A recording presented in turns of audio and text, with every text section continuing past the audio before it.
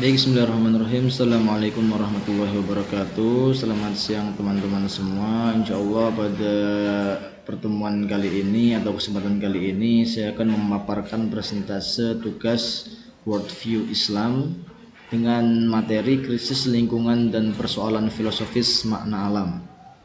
Baik, sebelum saya akan lanjut untuk menjelaskan tentang judul ini atau materi ini, saya akan menggambarkan secara luas apa dari isi materi pada kesempatan kali ini, yaitu krisis lingkungan dan persoalan filosofis makna alam. Sebelum kita masuk ke dalam pembahasan, saya akan menjabarkan secara general atau umum mind map dari materi kita pada kali ini. Yaitu pertama kita akan membahas tentang, kita akan mengurai menjadi 3 bagian besar, yaitu pertama adalah krisis lingkungan, kemudian juga adalah cara pandang terhadap alam itu sendiri, dan kemudian perubahan cara hidup manusia. Karena 3 hal ini sangat berkaitan dan juga ini menjadi 3 pembahasan besar kita dalam materi krisis lingkungan dan persoalan filosofis makna alam. Nah, dalam krisis lingkungan kita akan membahas tuntas tentang apa penyebabnya dan apa dampak dari adanya kejadian krisis lingkungan tersebut. Kemudian ini juga akan menimbulkan atau ini sangat ada relasi dengan cara pandang manusia terhadap alam itu sendiri. Maka ada beberapa pembahasan dari hal yang kedua ini, yaitu cara pandang terhadap alam. Di antaranya adalah hubungan manusia dan alam, kemudian cara pandang dan etika lingkungan, dan juga tantangan modern. Kemudian dari 2 hal yang telah kita sebutkan tadi, yaitu krisis lingkungan dan juga cara pandang terhadap alam, maka juga akan muncul kembali pembahasan baru, yaitu perubahan cara hidup manusia. Maka 3 hal ini sangat mengandung relasi, mengandung hubungan yang erat antara krisis lingkungan dari dampak dan penyebabnya. Kemudian ini adalah timbul karena cara pandang manusia terhadap alam itu sendiri, yang itu akhirnya mengakar kepada pembahasan hubungan manusia dan alam itu sendiri, kemudian cara pandang dan etika terhadap lingkungan, dan juga tantangan modern, yang itu semua mungkin mempengaruhi perubahan cara hidup manusia. Baik, kita akan mulai masuk kepada muqaddimah atau pendahuluan dari materi kita dalam kesempatan ini. Memang usaha perbaikan dan pelestarian lingkungan perlu dipandu jika tidak dilandasi dengan konstruksi cara pandang yang tetap terhadap alam. Maka usaha tersebut bisa kandas di tengah jalan. Berbagai pendapat dan sudut pandang mengemuka untuk memberikan solusi terhadap berbagai permasalahan lingkungan yang dihadapi umat manusia saat ini. Maka itulah pentingnya worldview sebagai visi tentang realitas dan kebenaran yang merupakan kesatuan mental dan tindakan sebagai landasan atau pondasi metafisika atas aktivitas ilmiah dan teknologi. Oleh karena itu, transformasi worldview bukanlah urusan sepele atau remeh-temeh yang perlu dialensiasi dalam mencanangkan agenda perbaikan dan pelestarian lingkungan. Justru hal ini menjadi fragmen esensial, yang mana untuk membangun dan mengembangkan alam itu memang perlu yang namanya panduan dan juga arah tuju yang tepat. Maka dari itu, worldview atau cara pandang kita terhadap alam itu sendiri memang harus benar dulu, kemudian kita bisa mengembangkannya sesuai dengan apa yang kita tuju, agar hubungan antara keduanya terjalin dengan baik dan tidak merugikan satu sama lain. Maka peran worldview di sini, cara pandang kita di sini benar-benar menuntun kita, benar-benar menunjukkan kita bagaimana kita bisa ikut berusaha memperbaiki dan melestarikan lingkungan. yang terpandu secara sistematis dan agar mencapai tujuan bersama. Oke, kita akan masuk kepada pembahasan krisis lingkungan. Nah, ada kata dalam pembahasan ini yaitu degradasi kualitas lingkungan. Apa itu degradasi? Degradasi kualitas lingkungan merupakan fenomena yang merujuk pada penurunan mutu lingkungan akibat berbagai faktor, terutama aktivitas manusia. Maka degradasi kualitas lingkungan ini adalah timbul akibat beberapa faktor, yang mana faktor utamanya yaitu dari aktivitas-aktivitas manusia tersebut. Nah, beberapa penyebabnya seperti aktivitas industri. Tercatat dalam NOAA, organisasi non-pemerintah World Wildlife Fund atau WWF, mengamani transformasi kehidupan yang mengarah pada krisis sejak revolusi industri. Ragam aktivitas manusia seperti pembakaran bahan bakar fosil, penebangan hutan, maupun peternakan berangsur-angsur melepaskan karbon dioksida yang pada akhirnya merangkap di atmosfer. Kemudian juga tercatat, ada juga perubahan penggunaan lahan. Dalam artikel populer Andrew King yang dimuat The Conversation, menukil model visualisasi perubahan iklim dari klimatologi sekaligus profesor bidang climate science. Setidaknya yang didapat konsentrasi karbon dioksida di atmosfer telah mencapai 416 ppm pada akhir 2021. Dengan temperatur global yang bertambah 1,1 Celcius dari masa perindustrian, semua dampak itu bersumber dari penggunaan lahan, dan penggunaan lahan tersebut memberikan perubahan dan efek buruk atau negatif bagi alam itu sendiri. Maka kita tahu dari sini bahwasanya penyebab menurunnya kualitas atau degradasi kualitas lingkungan itu terjadi dari beberapa faktor aktivitas manusia yang tadi kita lihat dari catatan dan data sebelumnya, yaitu mungkin terjadi karena aktivitas industri yang mana itu banyak melepaskan karbon dioksida yang akhirnya merangkap di atmosfer. Seperti itu dari pembakaran hutan, pembakaran bahan bakar fosil, dan juga aktivitas industri yang berlebihan. Kemudian juga tercatat juga bahwasanya perubahan kualitas lingkungan menurunnya itu disebabkan karena perubahan penggunaan lahan. Yang mana semakin banyak lahan yang digunakan oleh manusia, maka akan semakin banyak juga pembakaran hutan dengan adanya perluasan lahan tersebut, yang akhirnya terjadi visualisasi perubahan iklim yang diakibatkan oleh aktivitas manusia tersebut. Yang tercatat juga dalam data tadi yang kita sebutkan bersama, bahwasanya temperatur global itu bertambah sampai 1,1 Celcius. Maka dari itu beberapa hal dari degradasi kualitas lingkungan tersebut terjadi, atau salah satu sebab besarnya adalah karena aktivitas-aktivitas manusia seperti aktivitas industri dan perubahan penggunaan lahan. Hal-hal itulah yang sangat mempengaruhi degradasi kualitas lingkungan. Maka daripada itu, beralihlah kepada dampak dari apa yang telah manusia lakukan terhadap alam itu sendiri. Dari banyaknya aktivitas-aktivitas manusia yang mungkin merusak ekosistem atau menurunkan kualitas lingkungan, itu memberikan dampak besar bagi manusia itu sendiri, yang mana akhirnya manusia merasakan dampak negatif dan efek buruk dari apa yang mereka lakukan itu sendiri.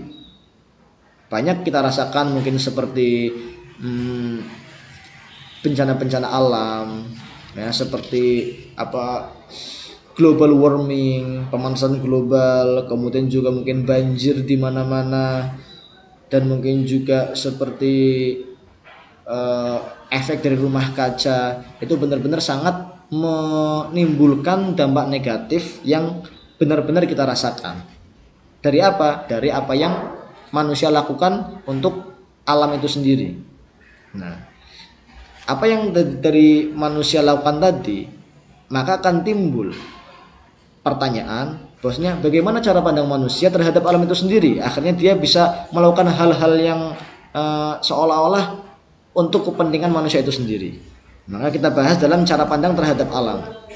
Nah, tercatat bahwasanya di muka bumi ini Alistair McGrath adalah dampak dari eksploitasi alam berskala besar yang jelas-jelas diperkasai oleh agensi manusia. Hal ini dipicu oleh melemahnya penghargaan dan penghormatan dari manusia terhadap alam, bahkan menyentuh level terdekonstruksi dan terdeseklarisasi.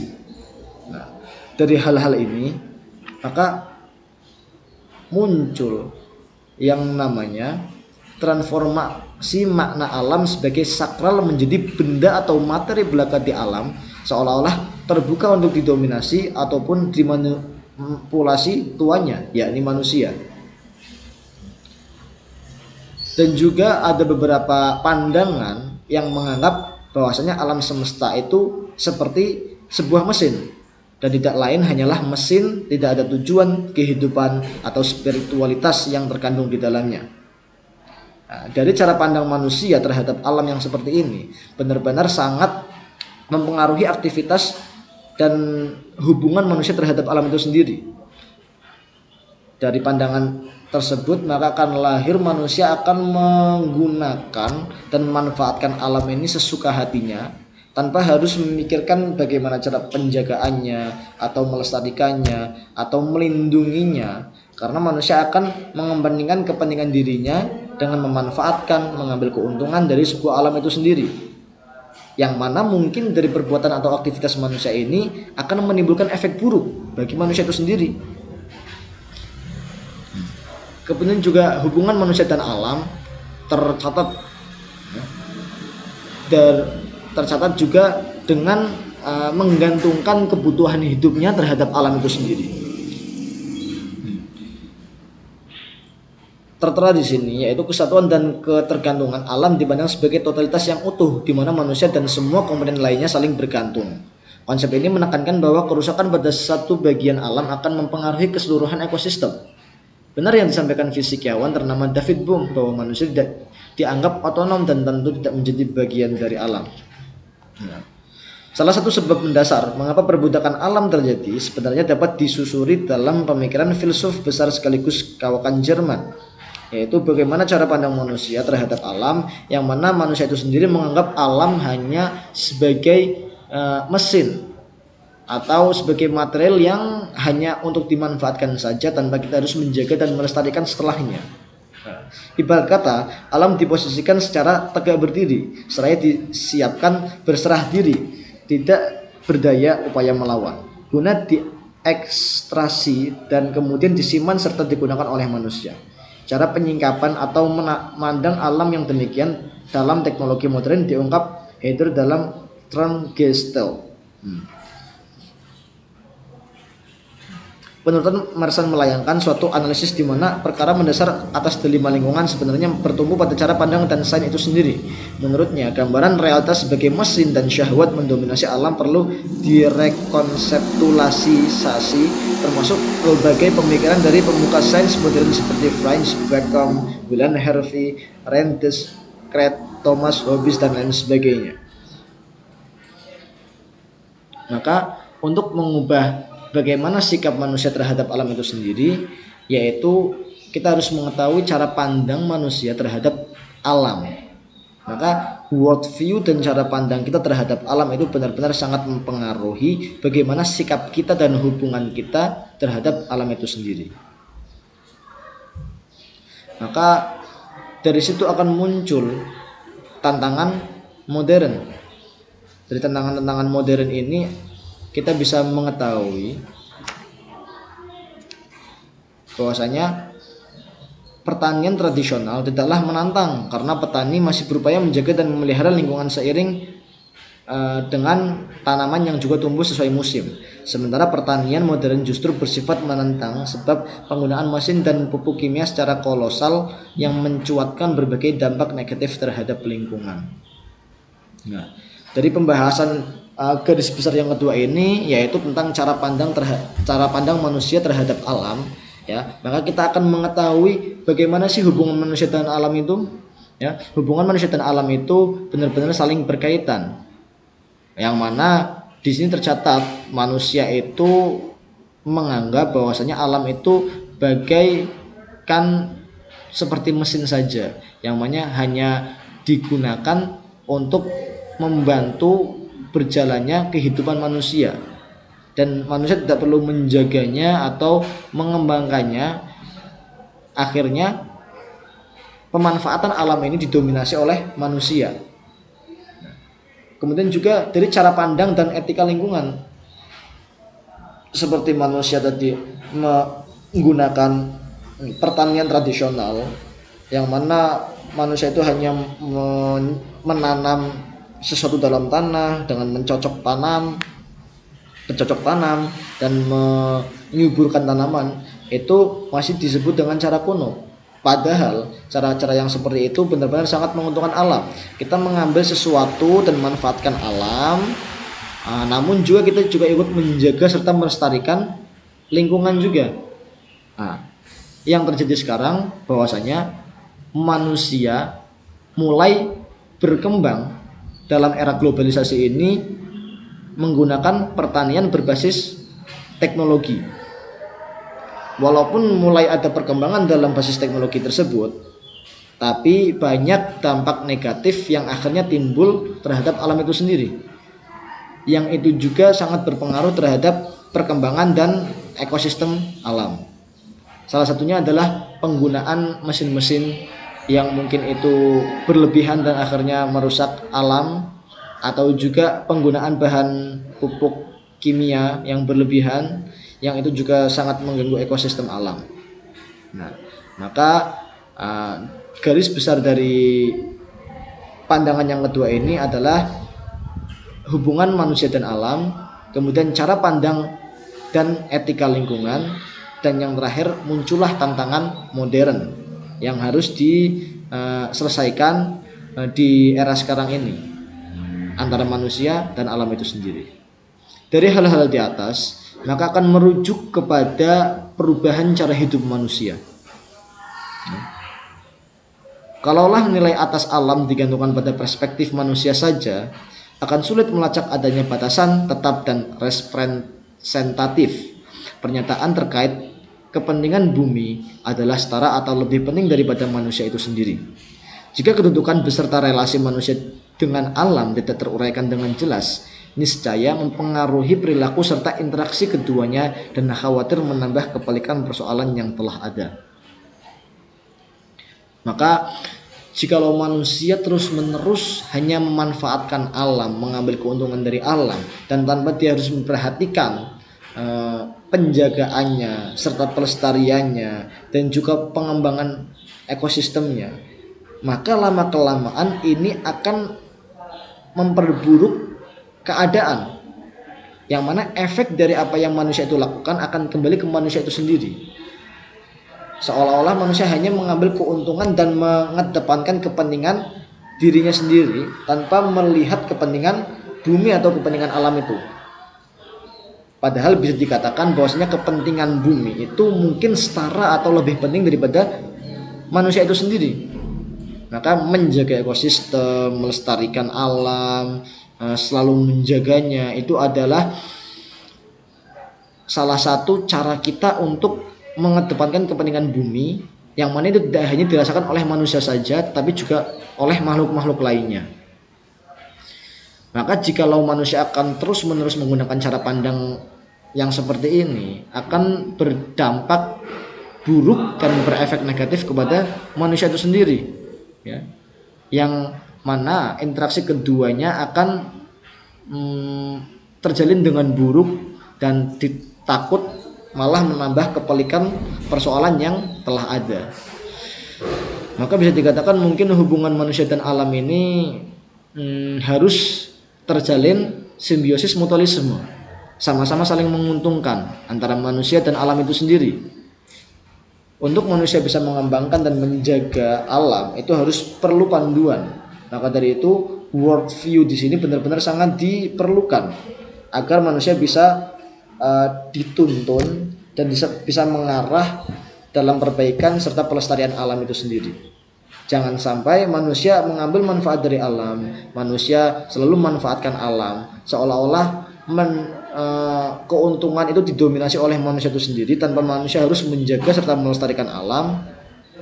Itu menjadi cara pandang manusia atau world view orang-orang yang nantinya akan berefek buruk dan berdampak negatif, dan kembalinya akan kepada manusia itu sendiri. Maka perlu diantisipasi dari sekarang bahwasanya hal-hal ini harus kita perhatikan bersama, mulai dari cara pandang kita terhadap alam itu sendiri, kemudian kita akan memahami itu sehingga apa yang kita lakukan, cara pandang kita serta perilaku kita terhadap alam akan terukur dan akan tahu batasan-batasannya. Kapan kita harus menjaga alam, kapan kita harus mengambil manfaat dari alam itu sendiri, dan mana batasan-batasan yang tidak boleh kita lewati. Ya. Karena kita di sini hidup saling berdampingan dan juga harus menguntungkan satu sama lain. Mungkin dari beberapa paparan materi yang tadi saya berikan, ya, saya akan mengambil kesimpulan bahwasanya memang degradasi kualitas lingkungan itu terjadi karena banyak aktivitas manusia yang mungkin mendominasi mengambil pemanfaatan dari alam tanpa manusia itu sendiri ingin memperbaiki serta melestarikan ekosistem dari alam itu sendiri. Maka mulai dari cara pandang kita terhadap alam itu harus mulai diperbaiki, ya, dan itu akan mengubah cara berperilaku kita terhadap alam, dan ini juga akan mengubah cara hidup manusia menjadi kehidupan yang lebih baik lagi dengan saling menjaga satu sama lain, memanfaatkan dan memberi manfaat, kemudian juga bisa tahu batasan-batasan mana kita harus lakukan dan mana yang tidak boleh kita lewati. Mungkin cukup sekian dari apa yang saya presentasikan. Sekali lagi, usaha perbaikan dan pelestarian lingkungan perlu dipandu dilandasi konstruksi cara pandang terhadap alam yang utuh, merupakan fundamen berikut hal krusial yang perlahan-lahan mengendapi renung berpikir manusia, lantas memengaruhi tindak tanduk kehidupannya. Mungkin cukup sekian hasil presentasi saya. Semoga apa yang saya sampaikan bisa bermanfaat untuk kita semua dan bisa kita praktekkan bersama, dan agar hubungan antara kita dan alam bisa terjalin secara harmonis dan saling memberikan manfaat satu sama lain. Baik, mungkin cukup sekian. Terima kasih. Wassalamualaikum warahmatullahi wabarakatuh.